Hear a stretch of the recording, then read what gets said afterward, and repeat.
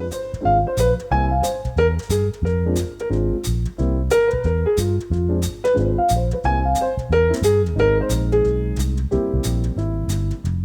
and welcome to Rock, Paper, Shotgun. I was about to say things are hotting up for July, but then I looked at the local weather forecast and it's shaping into an absolute shiter.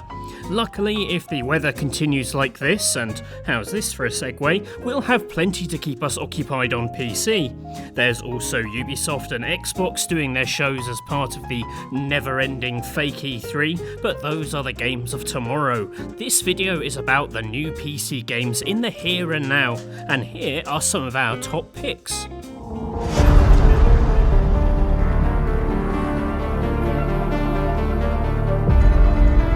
Death Stranding is an obvious biggie in July as Hideo Kojima's post-apocalyptic Postman simulator comes to PC. This excites me on a technical level as it's the first outing of Guerrilla Games' Decima engine on PC, which we'll see soon in their Horizon Zero Dawn PC port. Death Stranding was a staggering looking game on PS4, but now we'll see the photorealistic models of its all-star cast at true 4K and clamber around its vast landscapes with frame rates unlocked, not to mention the ultra-wide monitor support, which is a perfect fit for the hills and valleys that you get to explore as him out of The Walking Dead. The game itself is kinda mad. It's a hiking simulator with a big focus on balance and weight distribution, but there are also bits where you throw grenades made out of your own blood at ghosts. And it gets even weirder on PC, with side missions themed around Portal and Half-Life made in collaboration with Valve. Whatever Death Stranding is, it certainly ain't boring, and we'll hopefully have a full review before July the 14th. What's black and white and red all over? Sounds like the setup for a terrible joke, but it's actually the pitch of Othercide, a turn-based tactics game from Lightbulb Crew that drops you in a monochromatic world where the only flashes of colour are the scarves worn by your squad of sisters and the blood that they spill in battle. While the core of the game looks familiar as you exploit the turn order along the bottom of the screen and stretch action points into deadly combos, Othercide does look much more surreal than your typical XCOM-alike. You build squads from a pool of daughters, who you can also sacrifice to heal each other and maybe pass on a few of their traits. If the squad wipes out, you can purchase new powers to make the next run easier, so there are a few hints of a roguelike about this game. It basically looks like it's going to force you into a corner and ask you to make a lot of tough calls. A stressful end to the month when it arrives on the 28th of July.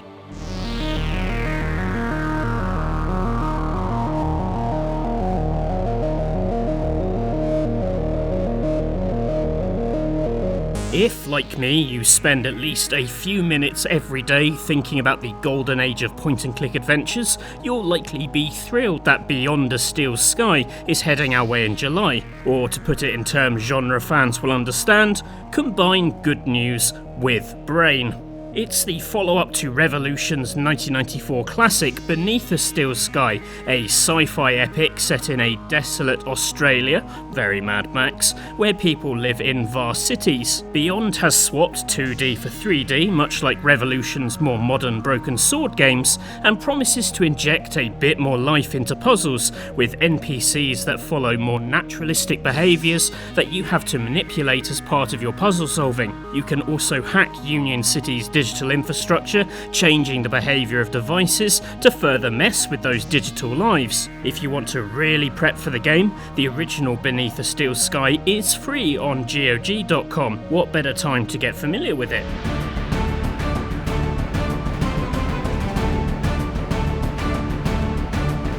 The announcement of Rogue Legacy 2 coming to early access is a really welcome development. Rogue Legacy 1 was ahead of the Rogue Light curve when it arrived in 2013, giving us a 2D hack and slasher where every death put you in a new castle and the shoes of your child, complete with whatever weird genealogical afflictions they inherited. Here in 2020, it feels like every other game released is a roguelite, but this sequel looks so improved it will likely rise to the top all over again. Just to list some of the improvements, now each class has a specific weapon to master. There are heirlooms that grant new powers, adding more of a Metroidvania vibe.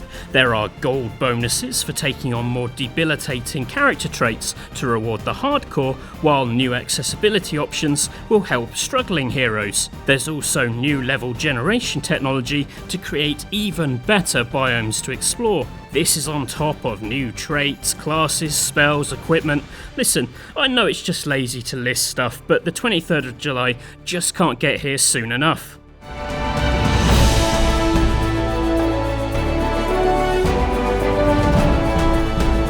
Releasing a paid multiplayer game into a landscape dominated by a free-to-play behemoth is a bold move, but then Rocket Arena is hardly a timid shooter. For starters, everyone's armed with rockets, the clue's in the title, and it swaps traditional death for a Smash Brothers type system where you drive up damage in order to knock opponents from the arena with a massive blast. What follows is a colourful smackdown with huge explosions lighting up the world, while cartoony characters activate skills to do everything they can to stay in the arena. One of my colleagues played a preview build and said it's great fun and it has all the cosmetics and season structure that keeps us busy in Apex Legends or Fortnite. But the big difference is price. Can a £25 multiplayer game hold its own in this day and age, or will it go the way of Lawbreakers? RIP. Its fate will be decided beginning on the 14th of July.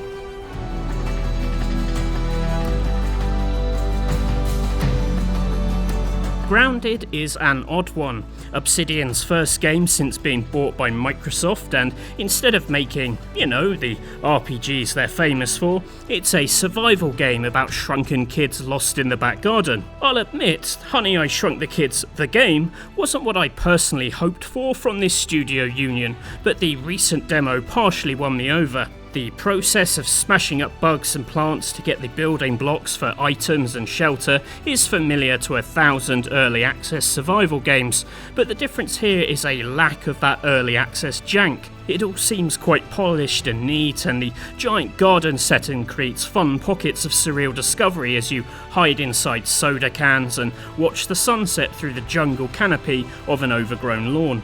Of course, if you're familiar with our videos, you'll know I have this massive weed growing on my patio, so I don't have to shrink down for the same effect. Anyway, this is still early access, of course, so expect some bugs of both the insect and technical variety. It's on Steam, but is included in an Xbox Game Pass subscription, so that's a much cheaper way of trying it out with some pals.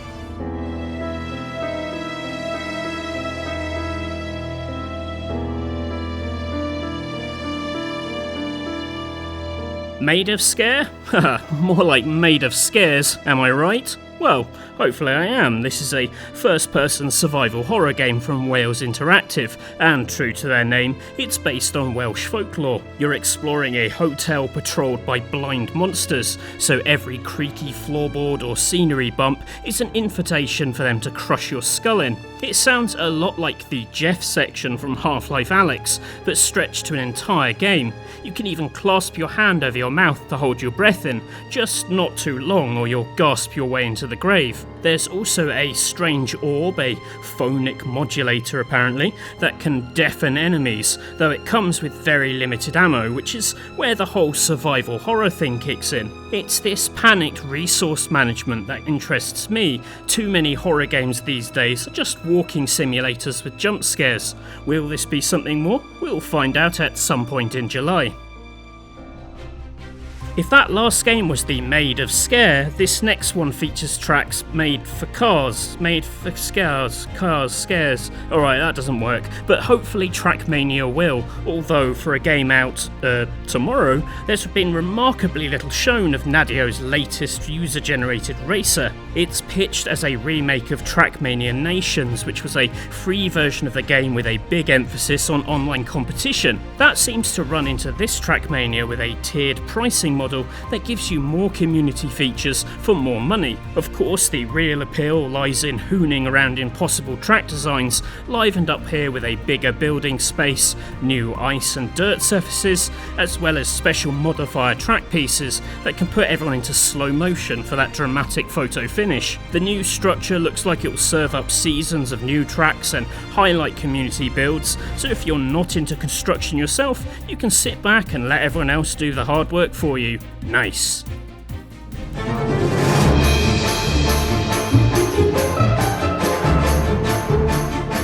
If Trackmania's track designing sounds a tad conservative, you might want to check out Rock of Ages 3 Make and Break, where you can build winding obstacle courses for people to race boulders down. Rock of Ages has always been barking mad, a blend of tower defense as you attempt to protect yourself from an onslaught of rolling death, and then switching to the rocks themselves as you steer giant lumps of spinning destruction, or cheese, through your enemy's defences. It's all wrapped up with hand-animated style that echoes Terry Gilliam's Monty Python animations. It's a bit much, but when you've been stuck indoors for what feels like 15 years, a bit much is quite nice. The room I work in is increasingly turning into a very boring furniture store, so the fantasy of smashing everything to fuck is really appealing. I plan to let off some steam on 21st of July.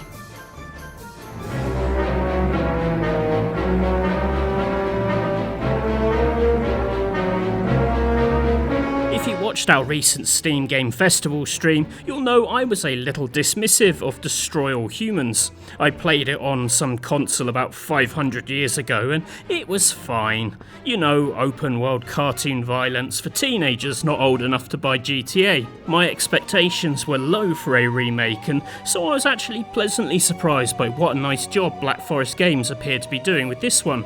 It's not a simple HD remaster, but a full makeover that really punches up the visual chaos of Crypto's alien rampage. Now, I'm not saying that extra flashy explosions are going to radically reinvent a simple sandbox action game, but there is something very reassuring about this kind of mid-tier console adventure, the kind of game that vanished as the budget gap between AAA and indie got out of hand. I imagine it'll be a bright, colourful way to waste 10 hours or so come the 28th of July. Before I wrap up this video, I also want to give a quick shout out to a few more things on my radar. There's Fight Crab, which I've only really selected because it's called Fight Crab. I probably shouldn't say more, as of course the first rule of Fight Crab is we don't talk about Fight Crab. I'm also intrigued by Roki, a point and click style adventure influenced by Scandinavian folklore. If you type Scandinavian folklore into Google Images, you get this picture of a man talking to a fox, which is really the main reason I included it in the script. There's also Drake Hollow, which is about building villages for vegetable creatures and bashing out the brains of anything else that wants to eat said cute vegetable creatures. Then there's also Neon Abyss, which is one of those hundreds of roguelites mentioned in the Rogue Legacy 2 bit, but with a really hectic looking arsenal and some fizzy sprite work. I think it looks quite good fun. Honestly, I could list another 20 more great games coming to PC this month, but I'm really hungry and want to go and eat some cereal. Why not help me do my job for me and recommend more great games in the comments, which I'll then read while eating said cereal. We've got loads of great previews lined up for the next 2 weeks, so why not subscribe to the channel for those by hitting the big button in the middle, and watch some of our recent videos on everything from Biomutant to Humankind. As always, please write something nice under the video, and we'll hopefully see you soon. Thanks for watching, and bye for now.